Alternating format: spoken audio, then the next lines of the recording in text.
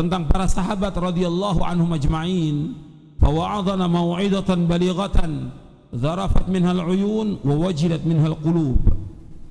Lalu Nabi SAW memberikan nasihat kepada kami dengan nasihat yang membekas pada jiwa, yang menjadikan air mata kami berlinang, membuat hati kami menjadi takut. Antum lihat para sahabat radhiyallahu anhum ajma'in, ketika mereka diberikan nasihat oleh Rasulullah SAW, hatinya itu takut. Dan mereka menangis. Menangisnya mereka karena takut kepada Allah. Jadi al-buka min khasyatillah. Mereka menangis karena takut kepada Allah Subhanahu wa ta'ala. Antum lihat ciri orang yang beriman. Allah berfirman dalam surah Al-Anfal ayat 2. Ciri orang-orang yang beriman. Allah menyebutkan innamal mu'minuna alladzina idza dzukirallahu wajilat qulubuhum wa idza tuliyat 'alaihim ayatuhu zadatuhum imana wa 'ala rabbihim yatawakkalun. Sesungguhnya orang-orang yang beriman adalah mereka yang apabila disebut nama Allah gemetar atau takut hatinya, dan apabila dibacakan ayat-ayat kepada mereka, itu ayat-ayat Allah kepada mereka, maka bertambah kuat imannya dan hanya kepada Rabb mereka bertawakal. Di sini disebutkan idza dzukirallahu wajilat qulubuhum. Apabila disebut nama Allah, takut hati mereka. Disebut nama Allah, takut hati mereka. Ya, mereka takut karena Allah, dan mereka menangis pun karena Allah Subhanahu wa ta'ala.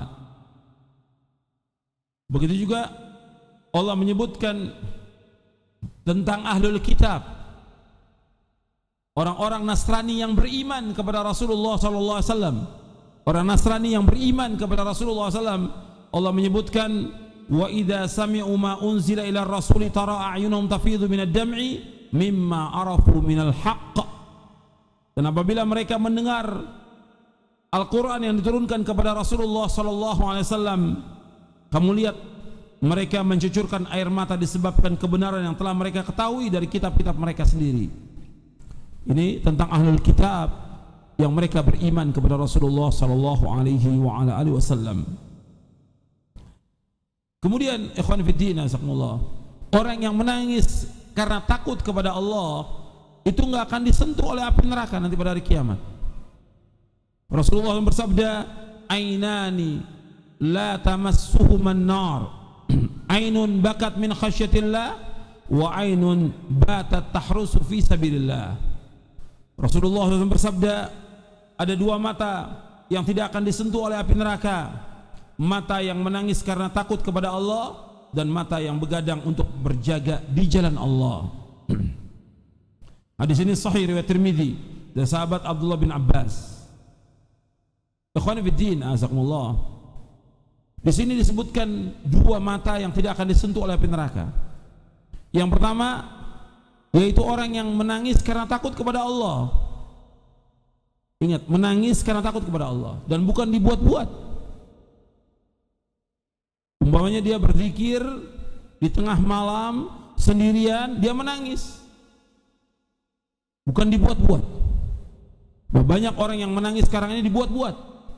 Berzikir dengan sambil menangis dibuat-buat, tidak boleh dalam Islam, tidak boleh. Jadi menangis, sebab menangis itu banyak disebutkan oleh Imam Ibnu Qayyim. Ada yang menangis karena gembira, ada yang menangis karena kehilangan sesuatu, ada yang menangis karena musibah, ada yang menangis karena takut kepada Allah, ada yang menangis karena yang lainnya. Banyak sekali sebab-sebab menangis itu. Tapi yang tidak akan disentuh oleh api neraka, orang yang menangis karena takut kepada Allah Subhanahu wa ta'ala. Makanya ketika Nabi SAW menyebutkan tentang orang yang berzikir, berzikir itu sendirian. Ketika Nabi menyebutkan 7 golongan yang dilindungi Allah pada hari kiamat, wa rajulun dzakarallaha khalian fafadat ainah, seorang yang berzikir di saat sepi, nggak ada orang lain, sepi sendirian dia berzikir dia kepada Allah, fafadat ainah, menangis air matanya, dia menangis, mengalir air matanya. Hadis ini sahih riwayat Bukhari dan Muslim dan yang lainnya. Ketika menjelaskan, Nabi menjelaskan tentang 7 golongan yang dilindungi oleh Allah pada hari kiamat, yang tidak ada naungan kecuali naungan Allah Subhanahu wa ta'ala. Yang kedua, yaitu mata yang menangis karena mata yang begadang. Dia berjaga di pos perbatasan antara kaum mukminin dengan kafirin, perbatasan antara tempat Islam dengan tempat orang kafir. Dia berjaga khawatir orang-orang kafir ini menyerang kaum muslimin. Nah, dia berjaga begadang, maka mata ini tidak akan disentuh oleh api neraka. Di begadangnya dia untuk menjaga keselamatan kaum muslimin, dan ini bermanfaat untuk Islam dan kaum muslimin. Jadi para sahabat, kita kembali, para sahabat radhiyallahu anhum ajma'in adalah orang-orang yang baik hatinya, takut hatinya kepada Allah, dan ketika mendengar nasihat dia menangis karena takut kepada Allah Subhanahu wa taala. Makanya disebutkan oleh Abdullah bin Mas'ud, kita kalau ingin mencontoh, ingin meniru, ingin meneladani, yang kita teladani adalah para sahabat Rasulullah sallallahu alaihi wasallam. Abdullah bin Mas'ud radhiyallahu an berkata tentang para sahabat Rasulullah SAW, "Man kana minkum muta'assiyan falyata'assa bi ashabi Muhammadin sallallahu alaihi wasallam, fa innahum kanu abarra hadhil ummati quluban wa a'maqaha ilman wa aqallaha takallufan wa aqwama hadiyan wa ahsana halan qauman ikhtarahumullah ta'ala li suhbati nabiyhi fa'rifu lahum fadlahum wattabi'uhum fi atharihim fa innahum kanu 'alal hudal mustaqim."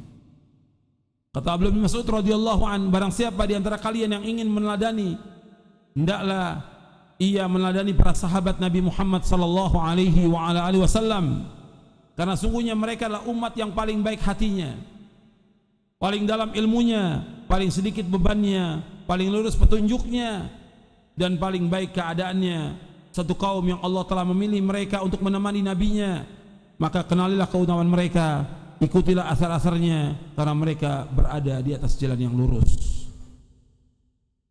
Ini diriwayatkan oleh Imam Ibnu Abdul Barr dalam kitabnya Jami' Bainal Ilmi wa Fadlih. Antum lihat di sini, Abdullah bin Mas'ud menyuruh kita untuk mengikuti, meneladani para sahabat Rasulullah SAW. Beliau mengatakan demikian karena Allah Subhanahu wa taala menyuruh kita semuanya untuk mengikuti para sahabat Rasulullah SAW. Allah Subhanahu wa taala menyuruh kita untuk mengikuti para sahabat Rasulullah SAW. Kita wajib mengikuti mereka. Antum lihat ayatnya di dalam surah At-Taubah ayat 100. Allah berfirman, "Was-sabiqunal awwalun minal muhajirin wal ansar walladzina ittaba'uhum bi ihsanin radhiyallahu anhum wa radu an wa 'adalahum jannatin tajri tahtal anharu khalidina fiha abada dzalikal fawzul 'azim."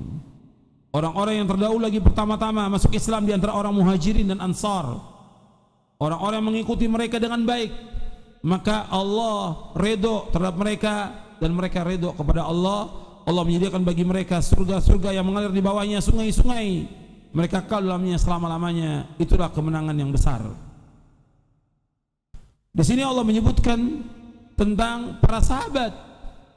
Para sahabat sebagaimana yang sudah kita ketahui, ada muhajirin, ada ansar. Muhajirin yang hijrah dari Mekah ke Madinah, ansar adalah orang-orang yang berada di Madinah, kaum muslimin yang berada di Madinah.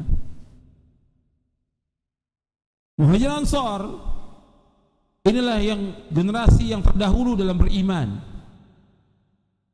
dalam berhijrah, dalam berjihad, dalam membantu Rasulullah SAW dan menegakkan agama Islam ini. Maka Allah menyebutkan Allah redha kepada mereka. Allah redha kepada para sahabat radhiyallahu anhum, dan kita wajib mengikuti mereka. Kalau umat Islam mengikuti para sahabat Rasulullah SAW dalam akidahnya, dalam manhajnya, dalam beragama sebagaimana agamanya para sahabat, maka kita pun akan diridhai oleh Allah Subhanahu wa taala. Kemudian Allah menjamin dengan surga karena para sahabat radhiyallahu anhum ajma'in, mereka semuanya dijamin dengan surga. Allah berfirman dengan ayat ini, wa'adalum jannatin tajri tahtal anharu khalidina fiha abada dzalikal fawzul 'azim. Allah sediakan bagi mereka, pertama kali bagi siapa? Bagi para sahabat semuanya. Allah sediakan bagi mereka surga-surga yang mengalir di bawahnya sungai-sungai, mereka kekal di dalamnya selama-lamanya, dan itulah kemenangan yang besar. Maka kita yang mengikuti mereka, kalau kita ingin masuk jannah, masuk surga, kita wajib mengikuti para sahabat radhiyallahu anhum ajma'in. Kemudian, ikhwan fillah, azakumullah, Ibnu Mas'ud menjelaskan di sini tentang kenapa kita wajib mengikuti para sahabat. Disebutkan 5 oleh Ibnu Mas'ud di sini. Yang pertama disebutkan mereka adalah orang yang paling baik hatinya. Yang kedua disebutkan mereka orang yang paling dalam ilmunya. Yang ketiga paling sedikit bebannya. Yang keempat paling lurus petunjuknya. Dan yang kelima paling baik keadaannya. Ini para sahabat. Kemudian dijelaskan lagi, mereka adalah orang-orang yang dipilih oleh Allah untuk menemani nabinya sallallahu alaihi wasallam dan untuk menegakkan agamanya. Maka kenali keutamaan mereka dan ikuti jejak mereka. Sesungguhnya mereka berada di atas jalan yang lurus. Disebutkan di sini 5. Yang pertama paling baik hatinya. Ukuran baik dan tidaknya, yang pertama kali hati. Mereka yang pertama kali beriman kepada Allah SWT dan kepada Rasulnya SAW. Ada orang yang beriman dengan lisannya, tetapi hatinya nggak beriman. Orang ini disebut dalam Islam orang apa? Lisannya mengatakan beriman, tapi hati nggak beriman. Dikatakan apa oleh Allah? Orang-orang munafik. Allah sebutkan dalam surah Al-Baqarah, wa minan nasi may yaqulu amanna billahi wa bil yaumil akhir wa ma hum bimu'minin. Di antara manusia yang mengatakan kami beriman kepada Allah dan hari akhir, pada hakikatnya mereka tidak beriman. Karena apa? Hatinya tidak beriman. Dan perbedaan antara orang mukmin dengan orang yang beriman dan perbedaan antara orang mukmin dengan orang munafik, hatinya. Yang pertama hatinya, baru setelah itu amalnya. Hatinya dulu. Sebagaimana disebutkan oleh Al-Imam Ibnul Qayyim di dalam kitabnya Ighathatul Lahafan min Masaidi Syaitan. Hatinya, paling baik hatinya para sahabat. Kalau hati ini baik, seluruh tubuh akan baik. Kalau hati jelek, seluruh tubuh akan jelek. Hati para sahabat yang terbaik. Yang kedua, dalam ilmunya, para sahabat orang yang berilmu. Allah sebutkan dalam Al-Quran, di dalam surah Saba, di dalam surah Muhammad, mereka disebutkan oleh Allah, wa yara alladziina utul ilma. Dan orang-orang berilmu melihat orang-orang yang berilmu, para sahabat yang dimaksud. Dijelaskan dalam tafsir-tafsir, yaitu para sahabat radhiyallahu majma'in. Mereka adalah orang-orang yang berilmu, yang paling dalam ilmunya, paling paham tentang Quran dan Sunnah, dan mereka yang pertama kali melaksanakan Al-Quran wa Sunnah. Yang ketiga paling sedikit bebannya, mereka tidak takalluf. Mereka sanggup, mereka laksanakan. Mereka nggak sanggup, mereka tidak laksanakan. Yang memang dari sunnah-sunnah yang berat yang mereka nggak mampu, nggak laksanakan. Yang wajib mereka laksanakan. Semua yang wajib dilaksanakan oleh mereka. Mereka ketika ditanya, contoh, mereka ini tidak takalluf. Contoh, ketika mereka ditanya pertanyaan yang mereka nggak mampu jawab, mereka nggak jawab. Makanya pernah sahabat Badar, 120 sahabat Badar, 120 orang sahabat Badar, ditanya mereka tentang masalah agama. Dari yang pertama ditanya, nggak mau jawab mereka, diserahkan kepada yang lain, yang lebih alim dari dia, diserahkan kepada yang lain, sampai kembali lagi kepada yang pertama. Bukan mereka nggak mau jawab, takut mereka salah dalam menjawabnya, tidak takalluf. Kalau kita lihat sekarang ini, semua pertanyaan dijawab, bahkan bukan dengan dalil. Menurut pendapat saya jawabannya begini. Gimana tidak rusak agama ini? Dijawab bukan dengan dalil, tapi dengan ra'yu.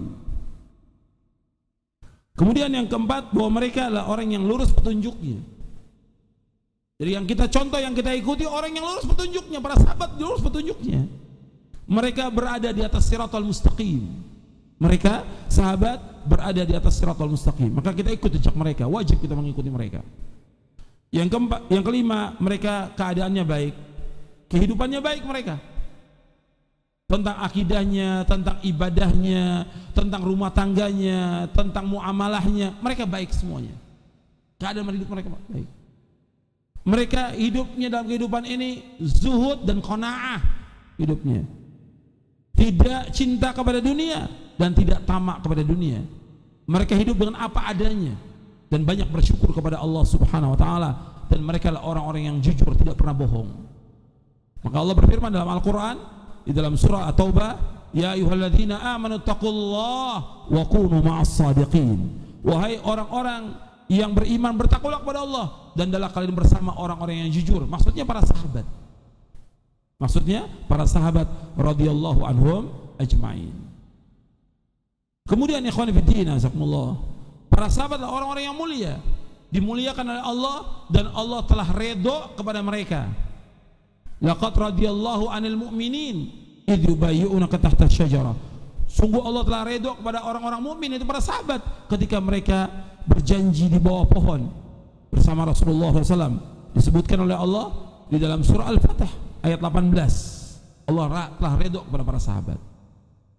Karena itu enggak boleh ada seorang yang mencaci maki sahabat, menjelekkan sahabat, menghina sahabat, atau menuduh sahabat dengan tuduhan yang tidak benar. Ini semuanya perbuatan dosa besar. Tidak boleh sama sekali mencaci maki sahabat. Nabi SAW bersabda, antum lihat di halaman 23. Nabi bersabda, la tasubbu ashabi walladhi nafsi biyadihi law anna adakum anfaqa mithla uhudin dhahaba ma adraka mudadim wala nasifah. Jangan kalian mencaci maki para sahabatku, demi Allah yang diriku berada di tangannya, sungguh jika seandainya salah seorang dari kalian berinfak sebesar gunung Uhud berupa emas, maka belum mencapai nilai infak mereka, meskipun mereka para sahabat infak hanya 1 mud, yaitu sepenuh 2 telapak tangan dan tidak juga separuhnya. Hadis ini sahih riwayat Bukhari, Muslim, Abu Dawud, Tirmidzi, Ahmad, Al-Baghawi dan yang lainnya. Nabi SAW bersabda, jangan kalian mencaci maki para sahabatku. Kalau seandainya kita sekarang ini infak sebesar gunung Uhud berupa emas, sahabat di zaman Nabi infak sebesar 2 telapak tangan berupa makanan.